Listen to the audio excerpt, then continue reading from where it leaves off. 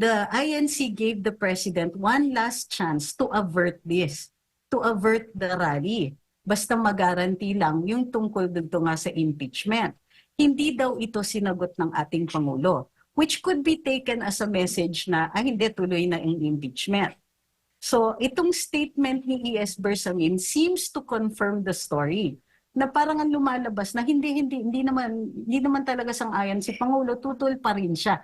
Hindi nagbago ang stand ng Pangulo. He is still against the impeachment. Ang titignan ninyo, after may ganitong pahayag ang INC, after may more than 1 million people gather in one place to para sabihin na hindi sila sang-ayon sa pag-i-impeach ng Vice Presidente. May parang pitik ito in addition to that, kabahan kayo. Kasi you can only do so much. After 2025, yung mga kakampi ng administrasyon ng mga kongresista, ng mga mayor, ay titingin na kung sino yung pinakamalakas na susunod na kandidato para sa presidente. In short, malilimdak ang current administration. So yung pagsabi ni VP Inday na iko-considera niya, it is to further that end para makita mas lalong malimdak, if there's such a thing, mas lalong madehado na ang nakaupong presidente. Kumbaga, kung may power man siya at the start, magdi-diminish na, magsa-start na yung pag-diminish at paglilipat ng kanilang mga kasamahan. Kumbaga, simple lang naman si VP Inday pumiti, pero deadly. At gawa ng mga kasapi ng INC, maayos po sila, wala pong mainit ang ulo, walang tulakan, lahat sila may nakatakdang lugar. So nakakamangha kasi yung paggalaw ng ganito karaming tao, pero maayos at wala kang naririnig na may nagkakaaway, maayos ang mga pila sa pagkain, maayos ang mga distributions, at pag-uwi nila, maayos din ang pag-exit at wala pong basura akong napansin na walang bakas ng basura na iniwan sila. Even during the entire day, wala kang nakikitang may nakakalat kahit saan. So kung makikita ninyo, maayos din, pare-pareho sila ng mga signs. Disiplinado po ang mga kasapi, pero very interesting din po yung mga sinasabi ng kanilang mga panauhin. Opo, ma'am. Si Congressman Marcoleta, isa po sa mga speaker at kaanib po siya ng INC. What do you make of his statements po kahapon? Mahaba po yun. Parang nagtalumpati si oration speaker si Cong Marcoleta kahapon. Well, alam niyo naman, in general, ang mga taga-INC, ang kanilang mga tagapagsalita at kanilang mga ministro ay very articulate. So, exemplary na rin si Congressman Marcoleta. Concise at kumbaga, hindi naman I don't think he intended to be hard-hitting, pero dahil napaka-accurate ng sinasabi niya, very pointed yung ibang remarks, kahit I don't think there was really an intention to be so. And parating sa poll, in general, yung pag-point out nga ng live ko kasi naririnig, so hindi ko nakuha 100% lahat because, as I said, nandun ako live. But nakita ko naman that keen observer siya ng mga pangyayari sa politika. Lalo po ma'am, breakdown niya yung iba't ibang mga issue ay VP Sara Duterte sa Quadcom. Kaya tuloy nakukulayan na parang masyadong pro-Duterte daw yung naging rally kahapon. It would seem pro-Duterte only kung hindi siya accurate. Ang problema, tama naman yung sinasite niya, tama naman yung obserbasyon niya ng facts. So, while it is true, kumbaga, abogado kasi si Congressman Marcoleta, kung ikaw ay taga-usig, you are making a case against impeachment, swak siya. Diba? Para siyang parang opening statement sa oral argument sa Korte Suprema. Opo. Yung mga tinura ni Cong Marcoleta at kabuuan po ma'am ng aktibidad kahapon, nakikita mo ba na ang messaging niya is they're demanding na someone dapat may gumalaw kasi may paggalaw kahapon, di ba? Yung upuan ni Kong Zaldico ay nabakante bilang upper chair. And do you think it's enough yung mga political shake-ups na naging resulta po ng kanilang aktibidad kahapon? Ang tingin ko, ang pinakamalakas na mensahe dyan wasn't so much what Kong Marcoleta said. Although, ang ginawa ni Kong Marcoleta, iniliwanag lang niya, bukod sa yung pakay ng pagtipon-tipon nila noong araw na yon, ay kung bakit may pagtutol sila dito sa particular na impeachment nga ni Vice President Inday. Pero ang pinakamalakas na statement dyan, yung dami ng tao sa isang lugar. Ito po, itong visual effect na ito, ang there is nothing you can add to that eh. Kung makita mo yung ganyang karaming tao sa iisang lugar, wala nang kailangan pang idagdag. Ang maganda nga lang, dahil very articulate si Kong Marcoleta, and pwede mo na ngang sabihin, hard-hitting and painfully accurate, is merely the reiteration, kumbaga, ng mga naobserbahan na natin over the past few months. Pero yung capability ng isang organisasyon magpagalaw ng ganyang karaming tao at ilagay sa isang lugar. Attorney? Ito yung, hello? Yes, po. ma'am. Ito yung articulation ng constitutional guarantee of the freedom to peaceably assemble and petition for redress of grievances. But the ability to move people at short notice at ganyang kadami and put them all in one place, ang tawag dyan, power. So this was a show of power, of capability. Wala nang kailangan mong idagdag dyan sa statement na yan. And no matter, kumbaga, maganda nga yung mensahe, this is an assembly for peace. Pero ang subtext niya is even more powerful. Kaya namin gawin ito. You ignore this at your peril. So, may magdadalawang isip na ngayon, ma'am, kung ano man ang kanilang binabalak na gawin sa pamamalakad sa bayan, yung mga tagapagpasya sa ating pong pamahalaan. Dapat magdalawang isip sila. Kumbaga, kapag hindi mo pa ininda ang ganitong klaseng mensahe, kailangan handa ka. May consequences yan. Yun po yung nakikita natin eh. Nothing can be more powerful than the visual effect of all these people moved to one place at short notice. Yeah. Ay, yun ang definition kasi ng power eh. Diba? The capability to move people, to get people to do what you need them to do or want them to do. Power isn't about money. Power is capability. The ability and power over other people means that meron kang kayang ipagawa sa mga tao. Now, it was also, kumbaga, it's a gentle reminder. It was as gentle as they could get, but still very powerful. Bago lang si partner Admar, ma'am, may reaksyon po ang Malacanang. Sinabi po ni Executive Secretary Lucas Bersamin na yung stand ni PBBM sa impeachment ni VP Sara ay hindi nagbago, which is tutol dito ang INC. Hindi nagbago ang stand ni PBBM ayon kay Secretary Bersamin.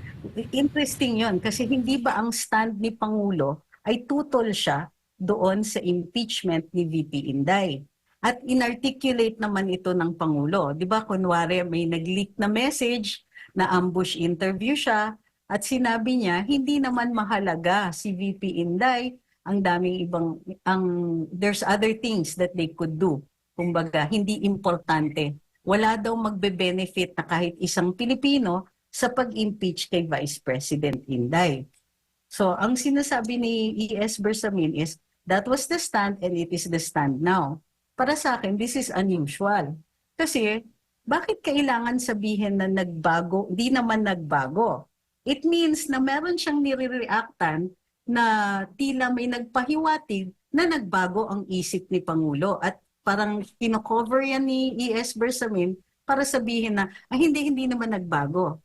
So ano yung nagbago? May umiikot na kwento of the truth or falsity of which we cannot confirm kasi nga hindi to personal knowledge, but may mga umikot na kwento that at some point, the INC gave the president one last chance to avert this, to avert the rally. Basta magaranti lang yung tungkol dito nga sa impeachment.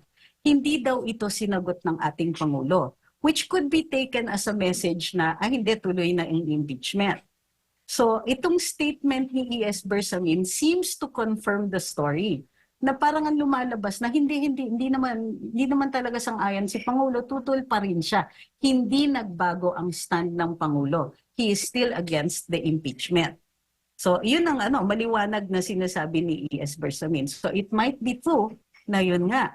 At some point, it looked like the president had changed his mind. And so the ES is trying to say, no, he didn't change his mind.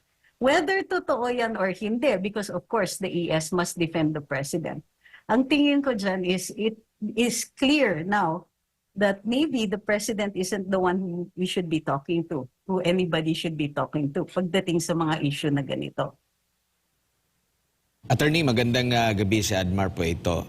Nabanggit kamakailan ni Sec. Gen. Velasco ng Kamara na verified yung unang tatlong impeachment at maaari na itong i-transmit kay Speaker, pero nabanggit niya na meron pang hahabol. So possible na isasabay ito at pag na-transmit na raw ito sa opisina ng Speaker, may 10 araw para mag-decide kung ito nga ba ay uusad o isasama na sa schedule. Ano nakikita mo dito after nitong pagtitipon ng Iglesia ni Cristo? Anong senaryo ang nakikita mo dito sa mga movement na ito? Kasi parang sabi nga, anti-impeachment ito, ayaw nila tutol sila sa impeachment, heto't inihayag na verified na yung unang tatlo, may aantayin pa, and nasa opisina na papadala na sa opisina ng Speaker, Attorney. Dalawa yung consequences niya. Unang consequence niyan, kapag na-transmit yan to the office of the Speaker, it is considered as filed. And yun sa ating saligang batas, that's counted as one impeachment complaint already. Ibig sabihin, wala nang pwedeng tanggapin after that. At kung ito ay ma-dismiss, hindi na maaaring mag-file pa for 1 year. So, kumbaga, safe for 1 year. Parang inoculation yan. The other is, parang ang lumalabas dito is they're trying very hard not to make it look like they have been forced into anything. So, kailangan mag-announce sila na, tuloy pa rin, parang hindi sila affected. O hindi may iniintay pa, therefore may ganito, and then we will transmit it. There is no single talk of dismissal, wala pang ganon. Siyempre, ayaw nilang magpakita that they have been affected in any way by the INC rally or even dun sa statement ng ating Pangulo. Ultimately, yung tingin ko is that they'll have to make a decision, tuloy ba to o hindi.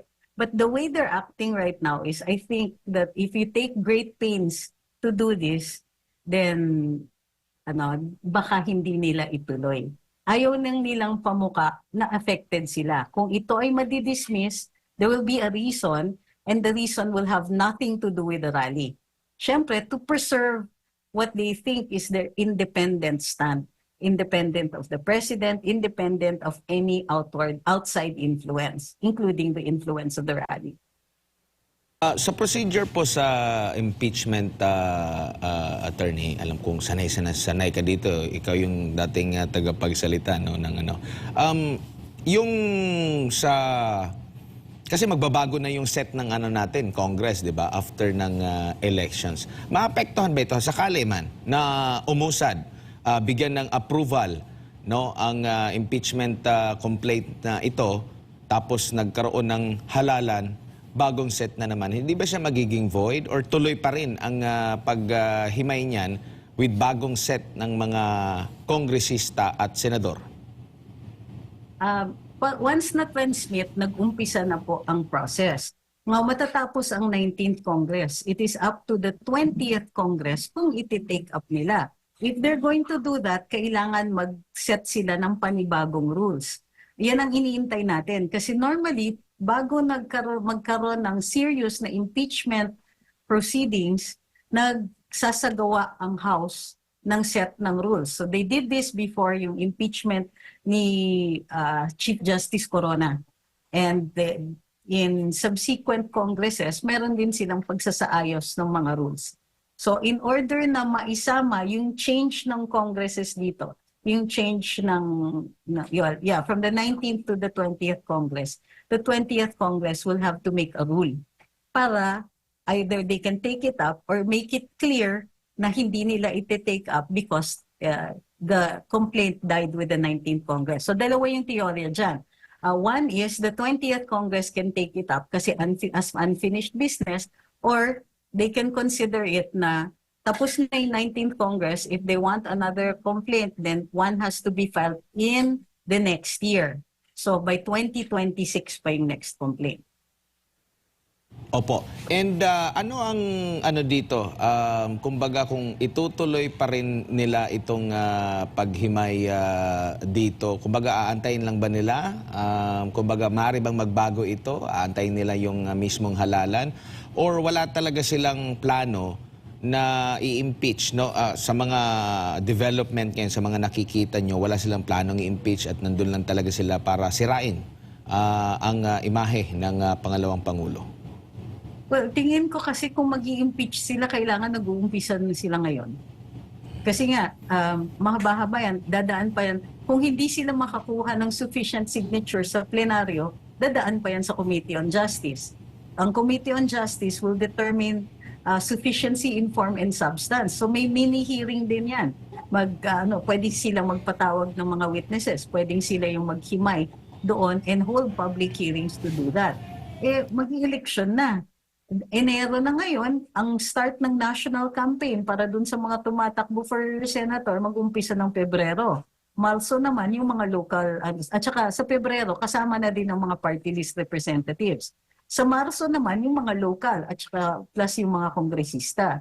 So, in between yung kanilang pangangampanya, yung kanilang pag-aasikaso ng whatever position else they're applying for, mahihirapan sila to continue yung mga hearings that may have to be conducted in such a short time. Ito ay kung dadaan siya sa Committee on Justice.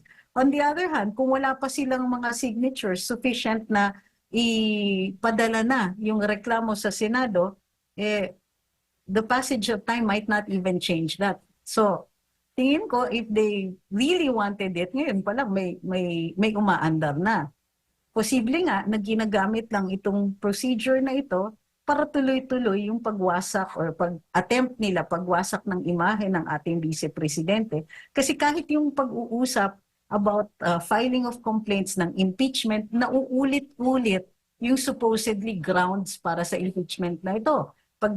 Kunwari, pag-uusapan lang nila na, nagtipon-tipon yung mga nagreklamo. Pag sinulat yung storya na yun, pag-uusapan, yung reklamo kasi nakalagay ganito yung ginawa ni Vice President. So yung iteration and reiteration ng supposed na ginawa niya has publicity value eh.